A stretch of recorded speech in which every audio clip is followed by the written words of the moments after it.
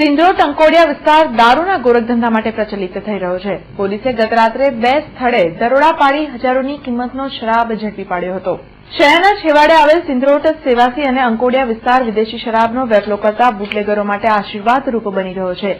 આ વિસ્તારમાં વધી રહેલા ફાર્મ હાઉસ અને હાઈ પ્રોફાઇલ કલ્ચરથી દારૂની ડિમાન્ડ પણ વધી રહી છે, જેનો ફાયદો ઉઠાવવા દારૂનો ગોરખધંધો પણ ફૂલ્યો ફાલ્યો છે. તેવામાં પોલીસે સિંધોડ અને અંકોડિયામાંથી દારૂનો જથ્થો ઝડપી પાડતા બુટલેગરો ફફડી ઉઠ્યા છે. એલસીબી પોલીસે અંકોડિયા ખાતે રહેતા ભાઈલાલ ઉર્ફે ભીંડા ભીખા નાયક પાસેથી વિદેશી શરાબ અને બિયરની કુલ મળી 684 બોટલ કબજે કરી હતી. એલસીબી પોલીસે દારૂના જથ્થા સાથે લીલા માળીની પણ ધરપકડ કરી હતી. બીજી તરફ તાલુકા પોલીસે સિંધોડમાં રહેતા અને દારૂનો વેપલો કરતા નટુમાળીના નિવાસે દરોડો પાડ્યો હતો.